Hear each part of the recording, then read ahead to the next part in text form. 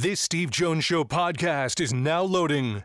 The Steve Jones Show podcast is presented by Sunbury Motor Company, Purdy Insurance, Brewers Outlet, and NIL Game Changers.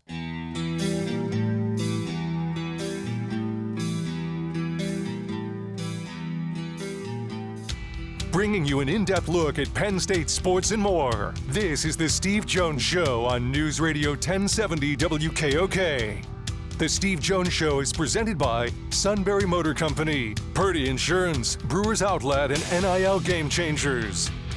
Now from the Sunbury Motors Studio, here's Steve Jones. Welcome to this Wednesday, the Purdy Memorial Golf Tournament taking place at the Susquehanna Valley Country Club to benefit the Greater Susquehanna Valley YMCA. And this golf tournament has raised tens of thousands over the years for programs at the Greater Susquehanna Valley YMCA that have benefited the community and especially the youth of the community. We're all gathered today at the Susquehanna Valley Country Club for this incredible event. I think this is, the 13th one I've been involved with over there, along with the great people at Sunbury Broadcasting Corporation. So, yeah, we're having fun for a great cause, and the Purdy family, very special as to what they do on an everyday basis for their customers, but also what they do to give back. And, of course, it's the Truman H. Purdy Memorial Golf Tournament. And Adam Purdy, of course, talks lovingly and glowingly about his grandfather. All right. This half hour, by the way, being brought to you by the great friends at Sunbury Motors, 4th Street in Sunbury, Sunbury Motors Kia, routes 11 and 15 in Hummel's Wharf, and online at sunburymotors.com. The incredible autos that they have on the lot. Everybody knows I bought Ford. I bought an Explorer, and it's been incredible. And Stanger did a great job on the experience and a great job on financing all the way through.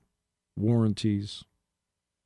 And they also have Kia, Hyundai, pre-owned inventory all over the lot. So if your budget says, I'd love new, but I can't afford new, believe me, they have a great selection of pre-owned inventory that they go over with a fine-tooth comb.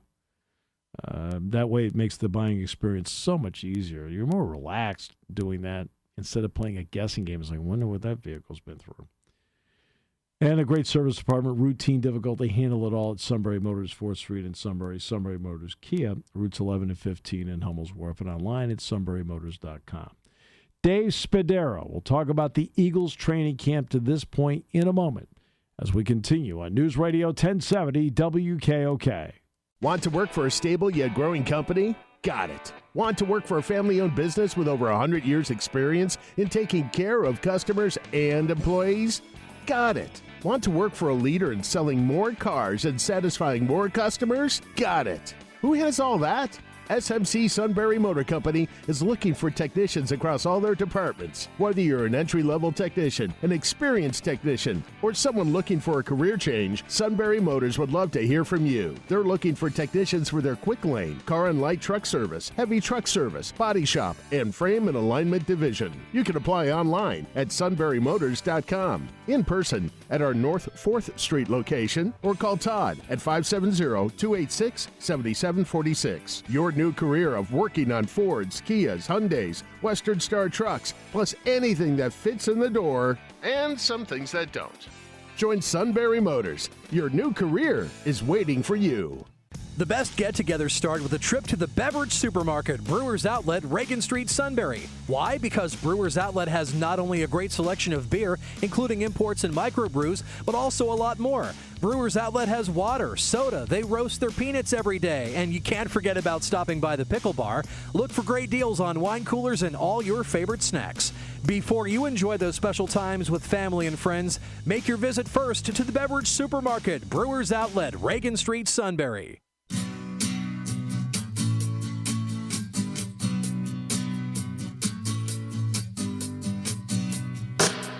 This half hour being brought to you by our great friends at Sunbury Motors, 4th Street in Sunbury, Sunbury Motors Kia, routes 11 and 15 in Hummel's Wharf, and online at sunburymotors.com. Ford, Kia, Hyundai, the best in new inventory. Great pre-owned inventory at the Sunbury Motors Guarantee. And a tremendous service department that backs it up every step of the way with routine, difficult. They handle it all with complete ease. It is at Sunbury Motors, 4th Street in Sunbury.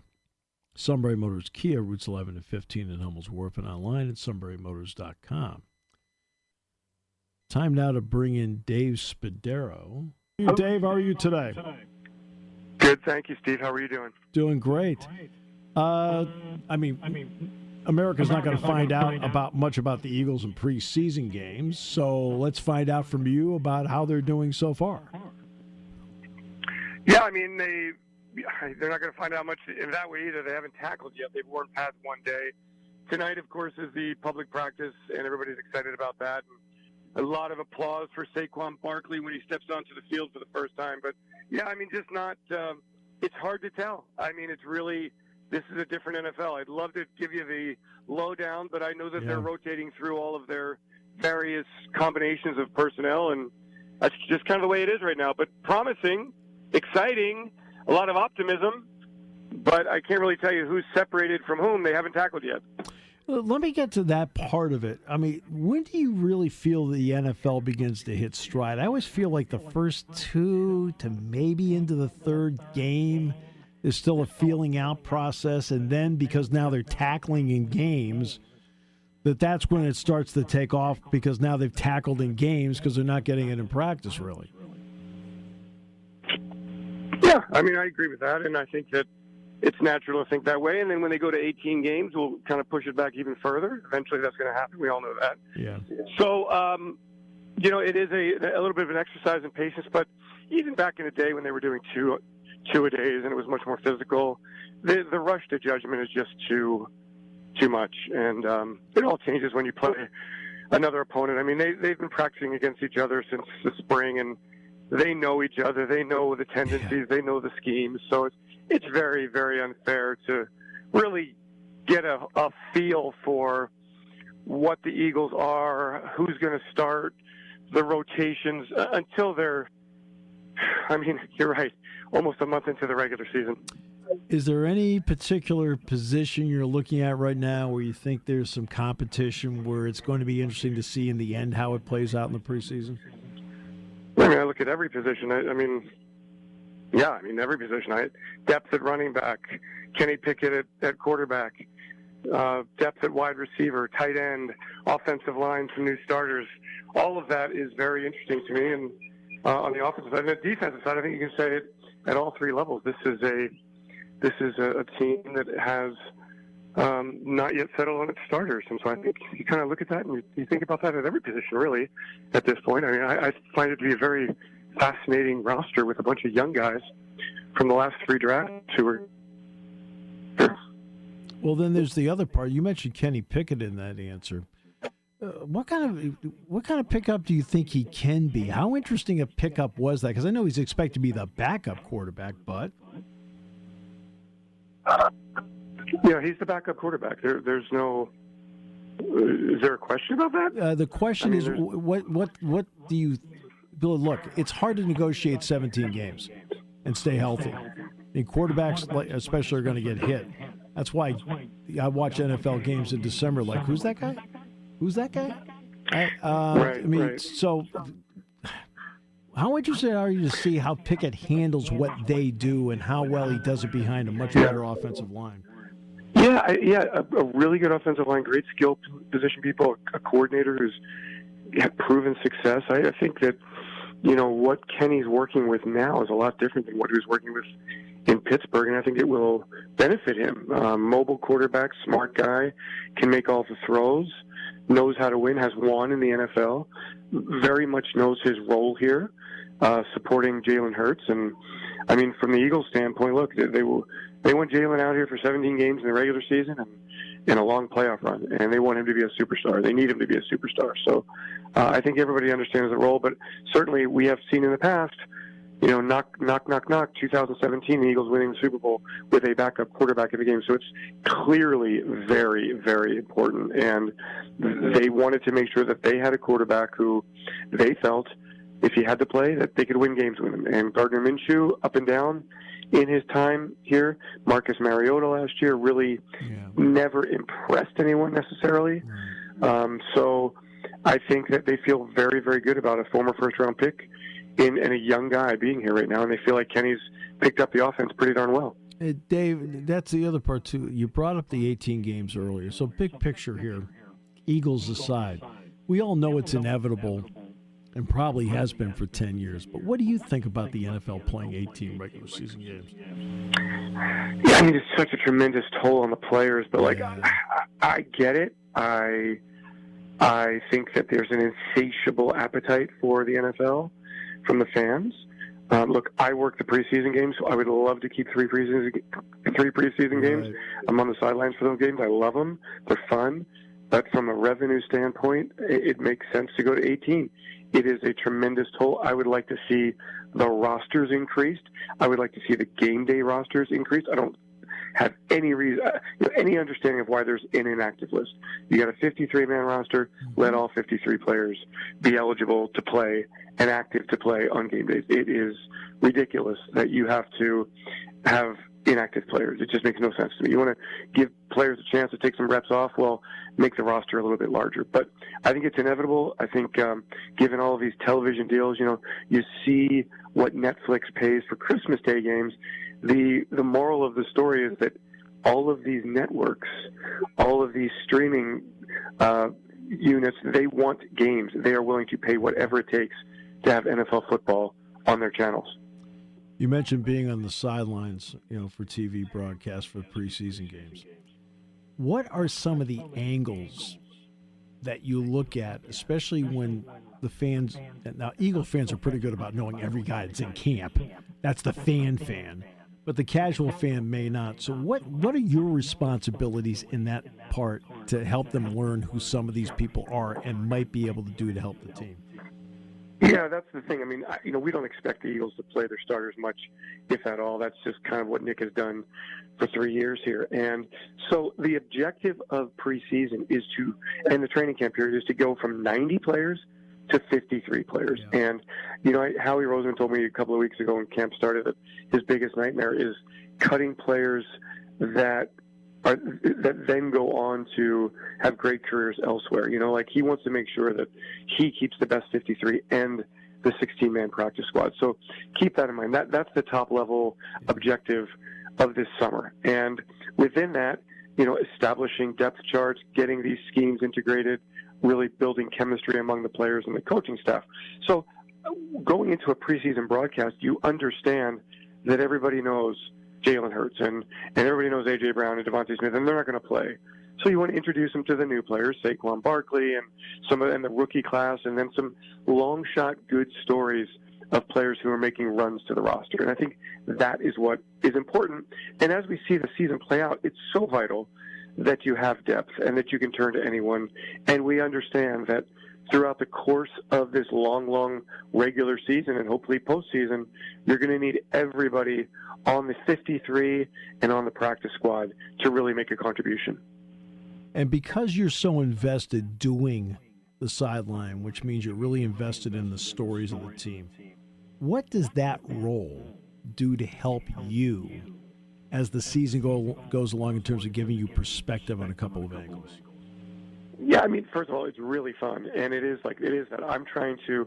I have a very clear working understanding of what the Eagles are, who they are, what they've been thinking since the end of the 2023 season, and so I want to bring that to the viewing audience. And with Ross Tucker and Scott Graham in tandem, we really have a great broadcast team, and we've worked together for a long time, and that is our mission, to educate the fans, to entertain the fans, and then as you carry through the season, how do some of these young, great stories, how do they sustain through the remainder of the regular season? We've had some young guys make moves in the preseason and at times flame out and at times get better and better and better. And so you kind of want to track the progress and how do they react to the bright lights for the first time. Even though it's the preseason, it's a big deal. Tonight is an open practice at Lincoln Financial Field, and there could be, 40,000, 50,000 fans there.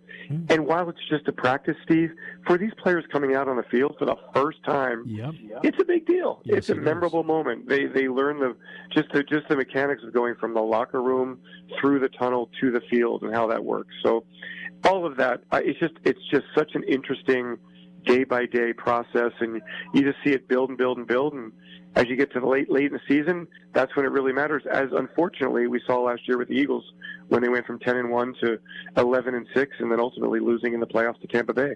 And what about the angle of coordinators with this team? How interested are you in terms of their approach to what you're seeing? Yeah, it's huge. I mean, again, we're not going to see a lot of the schemes in these preseason games. This is just the basics. They want to evaluate the players and give the players an opportunity to run plays that they're really comfortable with and that they've got an innate knowledge about. So, and then they'll get into game planning later. But look, I think it's fascinating. What is Vic Fangio going to do with a defense that's got new talent up and down at all three levels? What is Kellen Moore going to do to bring this offense to a new level, to cut down the giveaways from last year, to get Jalen Hurts back as a dominant running threat, which, last year the Eagles just didn't give him that opportunity to really take advantage. I felt that teams came in to play the Eagles, and the first thing they wanted to do is they wanted to take Jalen's abilities to kill with his legs out of the equation, and the Eagles just didn't counter that. So it is a really wonderful chess match, and I've really been impressed with Kellen and with Vic, and they've had success where they've gone, but yet we have not seen the real kind of manifestation of that scheme and of the new playbook. What usually happens, Steve, is that the preseason ends, the practices then are closed for 2 weeks prior to the start of the regular season, and that's when you really see the Eagles put stuff in specifically for, in this instance, the Green Bay Packers in September. Do you have time for one more question? I sure do. Okay, I just want to make sure because I know you've got something else you have to get to. There's Brandon Graham's. We're doing some interviews. We got the practice tonight. It's a fun time. Yeah, really fun day, actually. It is a fun day, and I don't want to take up too much more of it. So I just want to ask this one. I love coming on with you. You're awesome. I appreciate it. Dave, what about the ability to judge an intangible? And I don't mean the preseason necessarily, but even in the first couple of games, just like, can you see a relationship building between Kellen Moore and Jalen Hurts? Can you see a relationship building between a Vic Fangio and maybe a Avonte Maddox or Jalen Carter or something like that? Yeah, I think you see it as the season goes along. And you see that when Jalen, for example, makes a call at the line of scrimmage, understanding that that's what he and Kellen are on the same page. That's kind of when you see that chemistry build. And when you see a linebacker making a check for the defense after the helmet audio is turned off, it turns out to be the right check because he and Vic are on the same page. Haven't really seen it yet, although I will tell you, I think the offenses look great. I think Jalen's been razor sharp. The chemistry with the wide receiver crew is top level right now. I mean, look, there's still things to be worked out at wide receiver. They don't know who the third, fourth, fifth, potentially sixth wide receivers will be. Who's your fourth running back if you go that deep? Who's starting at right guard? Who's your number 2 and number 3 tight ends? So there's many questions, but I think that I haven't seen a lot of footballs on the ground. I haven't seen a lot of players lined up in the wrong spots. I haven't seen plays being brought back because somebody's messed up the cadence or run the wrong route or done some mistake from a cerebral standpoint. So those tell me it tells me that Kellen is communicating the offense well, players are absorbing it, and the methodology is working this early in camp, and we're only 2 weeks into training camp. Dave, great work. I want to make sure you get to what you have to be at next. Thank you so much for the time you gave us today. Thanks, Steve. Appreciate it. And let's stay in touch. This should be a really fun preseason as the Eagles build to Sao Paulo Brazil? Yeah. And the Packers. Yeah, nothing like Brazil. Yeah, okay. Brazil. Yeah. Amazing. Remember, Portuguese is good. All right. Portuguese is a good thing. That's right. Have a great weekend. Thanks, Dave. Appreciate you. Dave Spadaro does an outstanding job. And this half hour brought to you by Sunbury Motors, 4th Street in Sunbury. Sunbury Motors Kia, routes 11 and 15 in Hummel's Wharf, and online at sunburymotors.com. Back with more in a moment here on News Radio 1070 WKOK. You want your young athlete to get the most out of life and NIL. You need a roadmap, a strategic approach. NIL Game Changers help student athletes earn while they learn in their collegiate journey. Driven by former student athletes and coaches who work as NIL sports agents and content media designers, they'll guide both student and family, starting with high school students looking toward college and those already in college. Get a seasoned team of marketing experts with a background in athletics and coaching. Visit NILGameChangers.org, the ultimate destination for name, image, and likeness opportunities. Hi, this is Season. For over 100 years, the Purdy Insurance Agency has been protecting families and businesses of the greater Susquehanna Valley and beyond.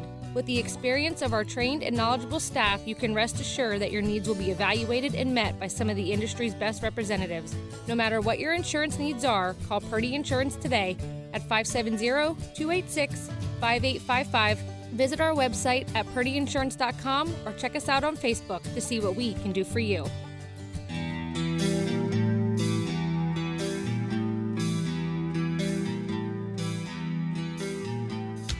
Bringing you an in-depth look at Penn State sports and more. This is the Steve Jones Show on News Radio 1070 WKOK.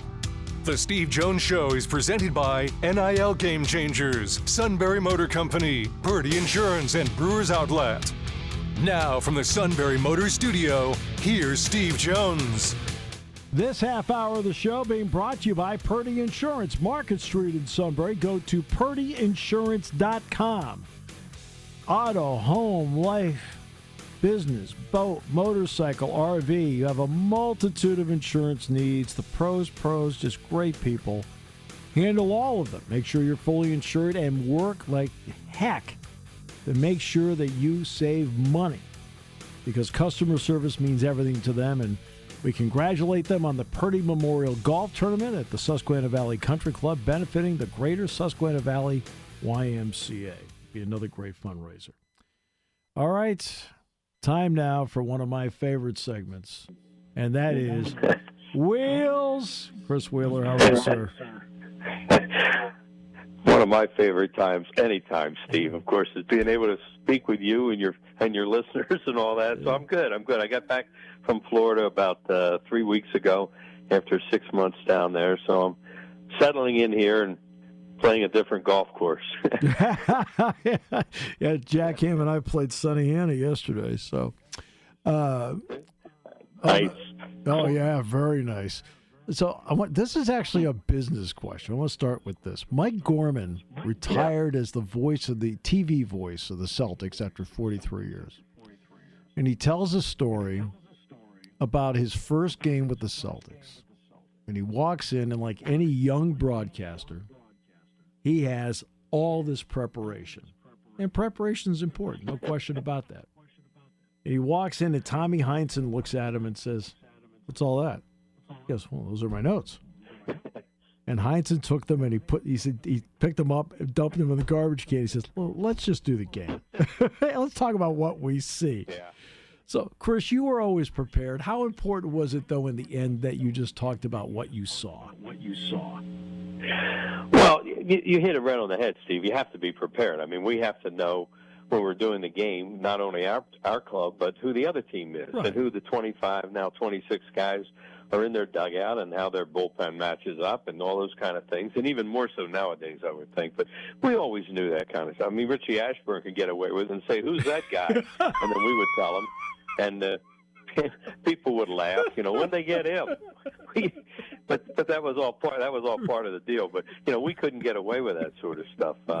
Yes, you really can't plan things. I mean, you can write down something that maybe it may work later on, or if you get into 10-1 game in the first inning and you're losing, those kind of things. But no, Tommy Heinsohn, that was really, really, really good advice. So that was one of the first things I told Tim McCarver when he and I started working together. Yeah. He would write down a lot of stuff and things to get in and all. And I basically said to him just what we're talking about right now. You're there to tell people what you see with your expertise.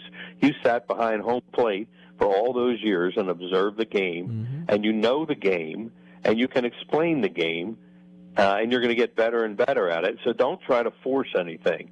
A joke, a one-liner, a word. He used to love words. He wanted to put a word, put a little verbiage in there. I told him one time, I said, Timmy, you ate dirt for a living for 20 years. Let me do the words. and the look on his face, I could still see it. But that's such a great point by Tom Heinsohn. I totally agree with that. Well, what's interesting, and this is why I tell my sports broadcasting class, that you have to tell the audience things that they know what it means. They know what ERA means. Okay? They know what strikeout to walk ratio means. They don't know what WAR means. They don't know in football what QBR means, quarterback rating, because nobody knows how to calculate it. Okay? This isn't an algebra class. This is like sports. I got 2 eyes. I can see he's good. I'm so happy that I got out of there before they had to do a lot. I was down the ballpark the other night and was hanging out with the guys, and Scott Fransky, Larry Anderson, Tom McCarthy, Johnny Kruk, and all that. Yeah. And they were. I said to them, "How do you do all this stuff nowadays?" And Scott Fransky, who's so good, as you know, terrific radio broadcaster. He basically said, "Look, we have to pay attention to this kind of stuff, and I work it in once in a while." He said, but it really has to mean something, and basically exactly what you just said. It has to be something you can explain without a degree in calculus. And that's the way he does the game. And, of course, he has Larry there sitting beside him acting like, he didn't get out of second grade. That's part of his act, which is funny. And he's very smart, too, Larry Anderson. Yep. So is Johnny Kruk, and they try to act, play the stooge role. But, those guys, they're not going to work in a lot of that sort of stuff. And the play-by-play guy, as you know, Steve, is more has to do more of that than the analyst. But I thought Scott's answer was right on target. Yeah. No, I said talk to people in their language. Don't try to force language on them. I said, what does WAR mean? I said, what, Mike Trout gets hurt and the guy isn't as good as he is? I got it. Yeah. I got it. No kidding. Really? Okay. Yeah. I'm in shock. So we talked about that. Here's the other part. This is where experience comes into play. It's 162 games. So let's get to the current Phillies team. You and I both know every team in baseball, whether it's high market teams with a lot of money like the Dodgers, the Yankees, whatever, they all hit a slump, right? And you see it over and over. The Phillies are in a slump right now, right? And they're in a slump. There's no getting around it. Yep. But it's also 162 games. It's not unexpected. It's just frustrating for everybody because they don't want to see it. No, it's frustrating for everybody. And, when they got off to that great start, and I'm around people down in Florida. More I was down there because they can't blame me, but it started more or less since I got back here. And I said, well, it's nice that they're getting up to 20-some games over 500 because you're going to have that stretch when you're 10 under 500 or something like that, and you should be able to weather. Now, this is a bad one they're in right now. There's no doubt about it. They've been playing a lot better teams. And the bottom line is, you did a lot of baseball. When you pitch, you don't hit. When you hit, you don't pitch. That's and they're right. kind of in that syndrome right now. And it's very, very difficult when you're in one of these things. When a Harper, is player of the month in May and June, and then is awful in July, and Turner all of a sudden can't get on base, and those kind of things. Your big boys have to do it for you. It's nice to fill in a little bit at the trade deadline. They did a good job with that. But if your stars aren't stars, and Harper even said that the other day, well, you got a problem. And they have to what I thought was, having been through this, and having been through these things, one of the best things they could do, not this long road trip, that's not good, but get on that plane yesterday, go to Seattle, have an off day, go out, play golf, have Yes. dinner, go walk the fish market or something like that, and just take a deep breath and say the world's not ending. Let's go get them again. And whether or not they do, I don't know. But I think that came at a good time to just get away for a while. Yeah, I mean, no, and exactly right. Just get away and just like, okay, we went up, okay, and then you start and you take. Let's win the next one, not the series. The series takes care of itself. Win the first one. Right now, let's win the second one. Hey, now we won the series. Because what have they lost now? 6 consecutive series or something like that. Yeah, they can't win the first game of a series. That's what they had done all along, was win the first game of a series, and never hadn't been swept until the Yankees got them these last 3 games. So, yeah, a lot of negatives right now, no doubt about it. And of course, our area is not prone to emotional highs and lows. You know that. So, one minute you're on the moon, and the next minute, the parade. What day is the parade? And the next minute the parade's off. Yeah. So but that's what it is of being an East Coast sports fan, especially baseball fan in this area. And the fans are great; they sell the place out every night. But it's very emotional one way or the other, and you can't react in baseball the way you do in football, because it can be over real fast in football. Yeah. In baseball, you have time to straighten out and right the ship. Charlie Manuel was always a bastion of baseball wisdom for you to talk to. So when they would go through something like this, they're all different. What would he tell you about how to handle it and how he handled it? Well, his way of doing it was not to be overbearing. He might sit there and complain to me about this guy can't play or why do I have to, that sort of stuff. But with the media, with his team and everything, he would go through the clubhouse once in a while, and he was funny too. He'd make some kind of a funny off-color remark to somebody or slap somebody on the back, and always try to pump him up without looking like he was a cheerleader and a rah-rah guy. He had a great feel for that. One of his greatest statements, Steve, he used to say, "Know thyself." Yeah. And I used to think, wow, does that apply to not only sports but life and relationships and so many things. So I think the best thing about him was he kept everybody calm, or he did his best to keep everybody calm during the good times, and and let them during the bad times, and let them just enjoy themselves in the good times. He was a master of that. Everybody wanted to come to the ballpark and play for him, and it worked. There were not expected to be any massive, earth-shattering deals at the trade deadline, and that's exactly what happened. In the end, though, did the Phillies make a couple of subtle deals that you felt that can help the ball club the last 2 months? Yeah, I think Hazel helped them. Austin Hayes, the guy, the right-handed. We need a right-handed hitting outfielder, and he just missed 2 home runs yesterday.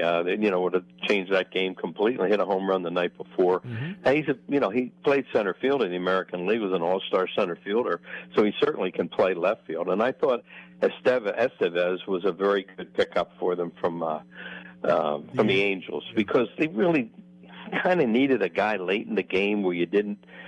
Well, you weren't hiding behind the couch when you came into the game and peeking around the corner, that sort of stuff. And those guys, and they were getting to have a little bit too much of that. So he's been good. He's been good for that. He's had two appearances. Now there hadn't been, well, the other night, they're both in close games. He came in tie game the other night and a 1-run game yesterday, losing, but still, he went in, got him up and down for the most part. So I think those two moves were good. They didn't give up a lot off their major league roster. The 2 kid pitchers they gave up, I had seen them. Now that I'm down in Florida so much, I see the Threshers play a lot in Clearwater. So I see a lot of these guys, and I know them. And I saw both of them pitch. Alderweireld and right-hander. I can't. Anyway, they're both really good prospects, but they're prospects. Who knows? Well, it's like when you sign a 4-star recruit, and the 3-star recruit's better. Who knows? They're all prospects at one time. They didn't get recruited unless they're a prospect. So that's kind of the way that is with that. And you got to win right now, because a lot of these players they're in their window. They're in their window of their prime, and you can't sit around thinking I can't worry about an A-ball pitcher or a double-A pitcher if I can do something to win right now. Wills, here's the best example I can give of the prospect you just don't know. Penn State had the three terrific wide receivers from 2005 to 2008. Deion Butler, Jordan Norwood, Derek Williams, right? Williams was the 5-star of all 5-stars, National Player of the Year. Deion Butler was a walk-on from Woodbridge, Virginia. Walk-on. And started out at corner, and then after a season at corner where he redshirted, was moved to wide receiver. And Jordan Norwood was a gray shirt who didn't enter until January after his recruiting class. They all ended up in the NFL. Okay, so yeah, they weren't bad. Right. I mean, boy, they were good. I mean, but how diverse in terms of like prospect number can you possibly be? Look, there's no exact science to sports. Look, when Bryce Harper's coming up, he's going to be a great player. Every once in a while, you're going to see one of those guys. Sure. A-Rod. Right. We could go on with some names. But for the most part, they are prospects. And when you try to play the game at the college level, the division level that Penn State plays at in the Big Ten, or try and play – look, anybody that gets into Major League Baseball is really good. It's a lot better than we were when we were kids. And I understand fans sit there and say, oh, he stinks, he's terrible. Well, he's not. Maybe he's not a great Major League player, but he's a heck of a player at one time. So, yeah, trying to take a prospect. And in baseball, it's the hardest thing in the world to do because you're trying to project a 17, 18, 19-year-old into a 21, 22-year-old man. Well, think what you try to do now when you try to do that with your own family. You're trying to project those kind of things, let alone trying to project an athlete. So baseball is very, very difficult that way. All right, it's your turn. All right. Yeah, I'm not gonna bring you on and not let you ask questions. One thing I forgot to mention, that when you mentioned Charlie, I want to say I think Rob Thompson's very similar. Yes, I've gotten to know him a little bit, and everybody around him. He's very much the same way as Charlie. Very stable, very calm, and lets them play. So I think they're in good hands right now when they're going through this sort of thing. So that's just my opinion. Yep. All right, receivers. Where are we with receivers? Because that's obviously been a problem the last few years. All right. Okay. How often, when you've gone to Clearwater or you've gone to a game, and a guy can play, but you got to see him do it in a game, right? Right? It's the consistency part. In other words, he's got the talent. Penn State receivers have the talent. Clifford's a good player. Wallace is a good player. Fleming's a good player. Saunders is a good player. Evans is a good player, right? I want to see what I see in practice.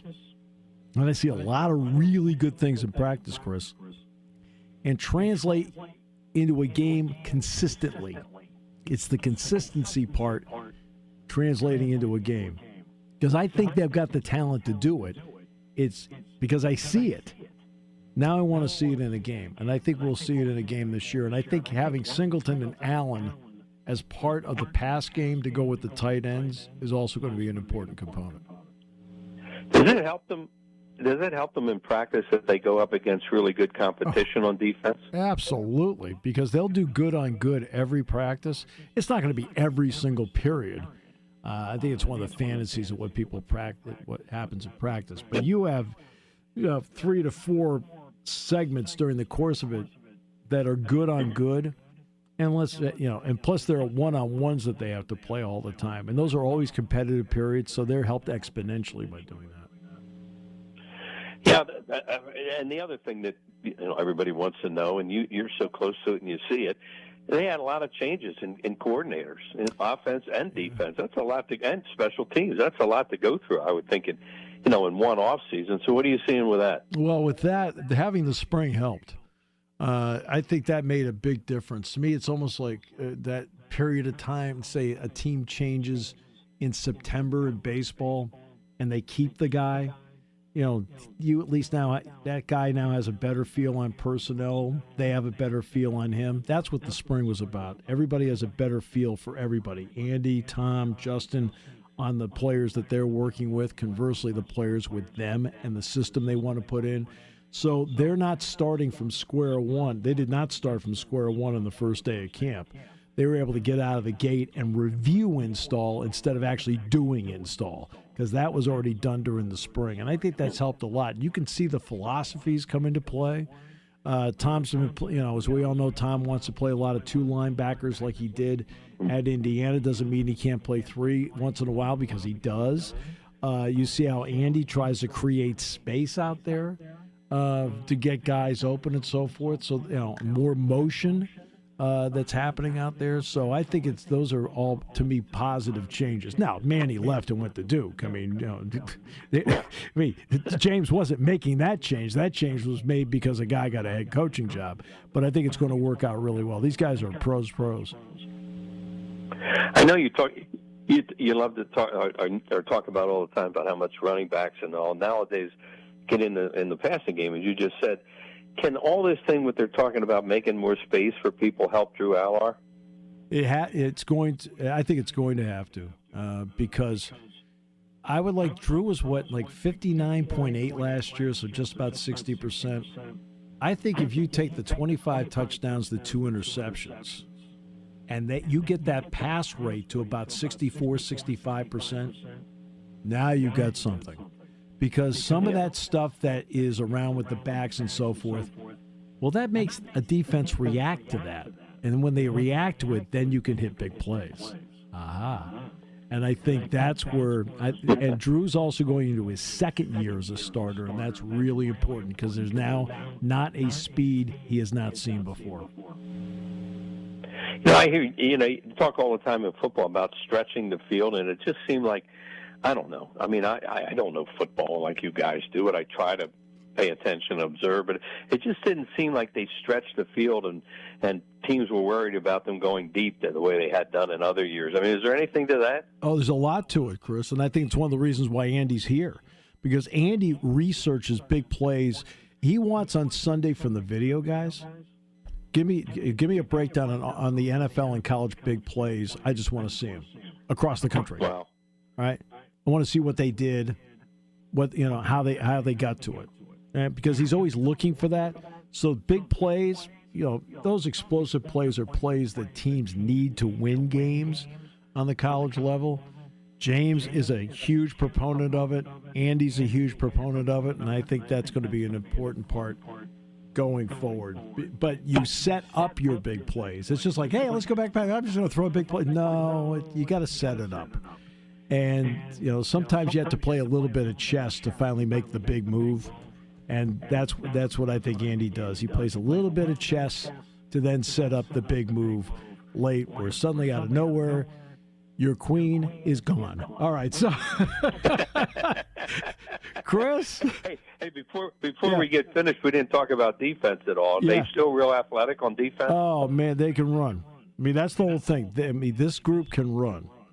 And that's the other part, too, is that as people saw in the spring about playing the three safeties, and Jalen Reed is the guy that can be the flex guy, which allows Zakee Wheatley and K.J. Winston to be out there. Well, when you have 5 defensive backs out there, you have 5 guys automatically who can run, right? And Rojas can run. The linebacker? Oh, yeah. Rojas can run. Oh, I mean, he's terrific out there. DeLuca knows how to play. You can play with defensive ends who can drop into coverage because they can run. Carter is a chess piece that you can move to defensive end, linebacker, and he can run. So, yeah, the ability, speed's the name of the game now. Guys that used to be safeties are now outside linebackers. Outside linebackers are now defensive ends. It's all about speed. Hey, I could do this all day. I have one more. I got one more. Okay, you can sneak in. Go ahead, sneak in one more. I want to say it's really nice that, I know the O-line's better, but I think it's really cool that there's been some recognition for my favorite offensive lineman, Sal Wormley. Sal Wormley, okay? Your guy, okay? My guy. Your guy, okay? We need somebody to talk to Mom. Wheels, right? Sal is in his 6th year, and he's a good player. Yeah. Yeah. Well, that was fun that day, getting to, being on the sidelines with you and Brian and, and my friend Brian, as you know, from Clearwater, and a lot of the Penn State people, and getting to meet Sal that day and his mom and all. It was fun having that conversation. So I've kind of followed him since then, obviously. Well, every time I do the lineup, I think of you when I mention him. That's great. my good friend, thank you so much. I thoroughly enjoyed it. Me too, Steve. It's always great. I mean, I love talking to you anytime, and I still want to try and get up there sometime. We'll talk about that off the air. See if I can figure out something. Well, you know what? Yeah, I can always go down and see you too. So let's figure this out. All right? Yeah. All right. Yeah, I would like to make it work. It's always a pleasure. Anytime, I'm here for you. Thanks, Chris. You're the greatest. All right, bud. Okay, take care. Brought to you by Purdy Insurance, Market Street in Sunbury. Go to purdyinsurance.com on News Radio 1070 WKOK.